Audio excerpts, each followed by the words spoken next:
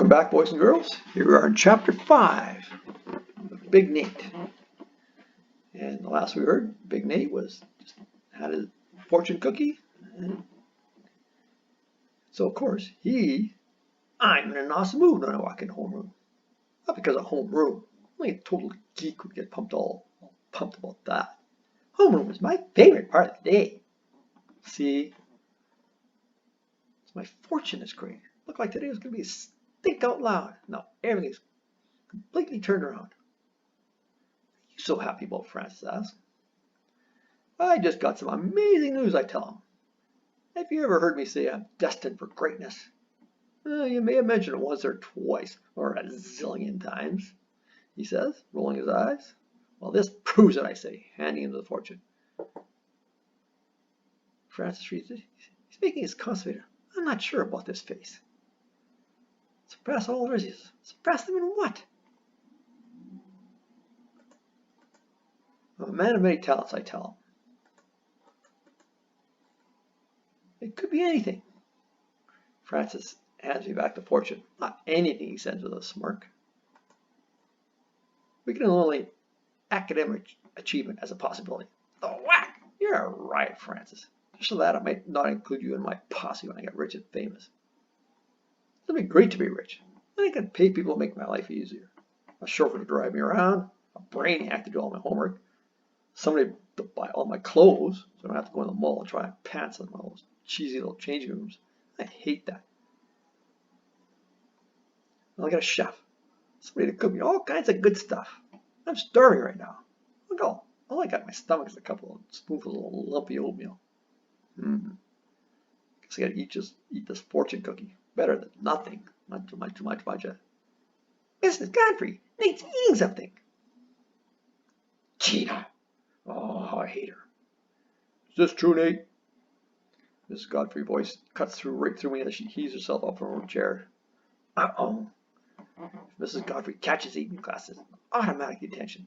Pretty bogus considering she keeps a stash of peanut butter cups in her desk. Don't ask me how I know that. I have my ways. Yikes, she's moving fast. Come on, chew.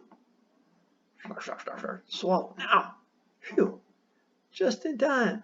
I choked down the last few crumbs half a second before she steams out my desk. Open your mouth. She said, looking hard. I don't see anything, Gina. You must have been mistaken, Gina. Tough toenail, Gina. Ha! Gina's speechless. Her plan to land me in trouble didn't work. How sweet is that? Attention, please, for this morning's announcements. Oh boy, announcement.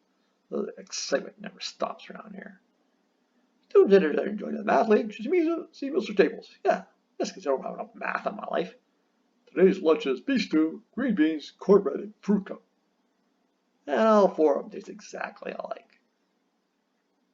If you visit the library today, wish Mrs. Hickson a happy birthday. She's 39. Dog years.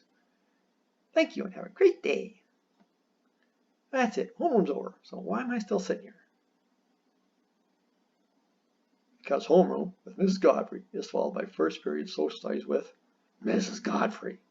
What a brutal way to start the day. Now I know where the phrase rude awakening comes from. After socials, there's nowhere to go but up. Here's the rest of my day. Period 2, English. Miss Clark's okay, but shouldn't someone who teaches English actually make sense once in a while? For a non-restrictive clause or phrase, but not for independent clauses joined by a coordinating conjunction. Huh? Say what? Period number 3, art. This is my favorite class. Mr. Rose is so burned out he doesn't even bother with lesson plans. Now that's teaching. Here's some clay. Have some fun. And then period 4 is lunch. Eat as quick as you can. Then you spend the rest of the time checking out girls and throwing carrot sticks at Brad Macklin. Stop it, you ruffians. Period number 5, gym. When you're playing floor hockey or dodgeball, it's awesome.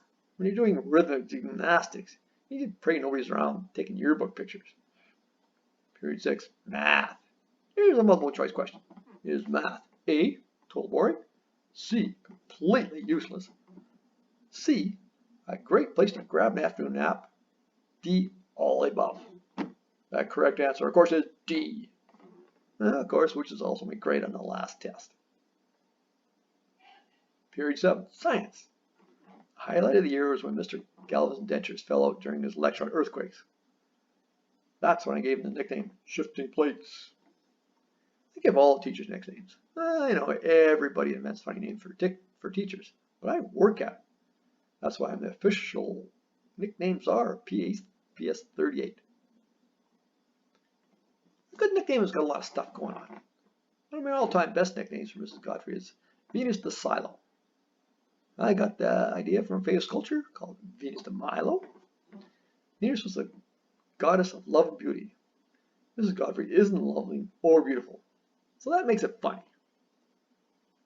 Venus is also the name of a planet. Mrs. Godfrey is a lot like a planet. She's huge, round, and gassy. The silo is filled with feed for cows. Mrs. Godfrey reminds everybody of cow, especially when she's eating. That's only one of her nicknames. I got tons more. In fact, I can tell you exactly how many as soon as I check my list. Godfrey, nicknames. Number 1, Godzilla. 2, boring.com. 3, pass the gravy.